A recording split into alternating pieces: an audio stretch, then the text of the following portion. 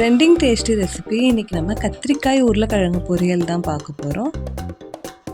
ரசம் சாம்பாருக்குலாம் சூப்பராக இருக்கும். Normal side dish தான். வாங்க எப்படி செய்யுதுன்னு பார்க்கலாம். ஆயில் ஆட் பண்ணிக்கலாம். கடுகு அரை ஸ்பூன் ஆட் பண்ணிடுறேன்.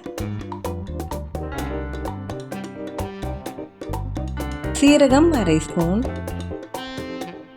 கடலைப்பருப்பு ஒரு ஸ்பூன், கறிவேப்பிலை சேர்த்துடலாம்.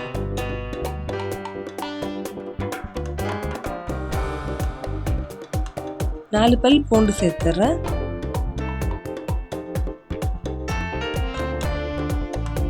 ஒரு வெங்காயம் ஆட் பண்ணிட்டு நல்லா வதக்கி விட்டுடுறேன். வெங்காயம் நல்லா வதங்கி வரட்டும்.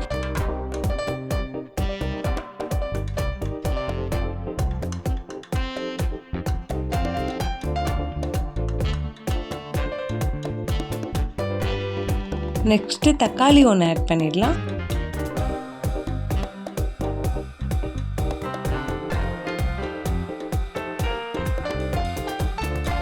பொரியலுக்கு தேவையான அளவு கல்லுப்பு ஆட் பண்ணிடுறேன்.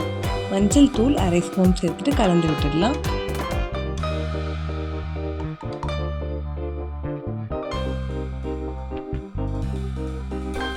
இப்போ இதெல்லாம் ரொம்ப வதங்கணும்னு இல்லை, லைட்டாக வதக்கி விட்டாச்சு. நெக்ஸ்ட் நம்ம கத்திரிக்காயை ஆட் பண்ணிடலாம்.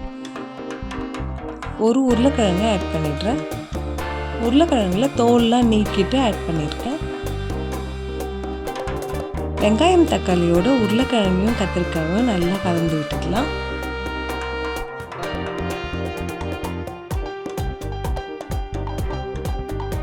இதெல்லாம் மிக்ஸ் ஆகி கலர் சேஞ்ச் ஆகி வந்திருக்கு பாருங்க.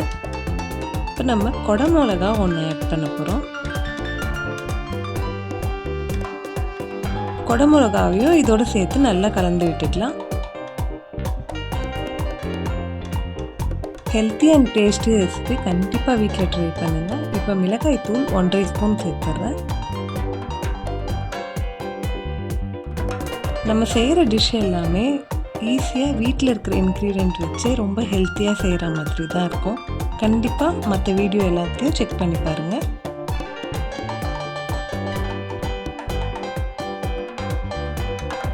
இப்போ இதை நல்லா கலந்து விட்டாச்சு. ஒரு கப் வாட்டர் ஆட் பண்ணிவிட்டு கலந்து விட்டுடுறேன்.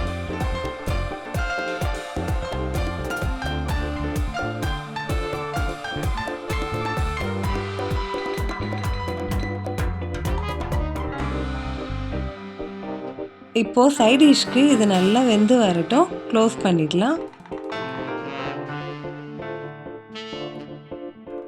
கத்திரிக்காய் உருளைக்கிழங்கு குடமிளகாய் பொரியல் ரெடி ஆயிடுச்சு. கண்டிப்பாக வீட்டில் ட்ரை பண்ணிட்டு எப்படி இருக்குன்னு மறக்காமல் கமெண்ட்டில் சொல்லுங்கள். இந்த வீடியோக்கு ஒரு லைக் பண்ணிட்டு சேனல் சப்ஸ்கிரைப் பண்ண மறக்காதீங்க ஃப்ரெண்ட்ஸ்.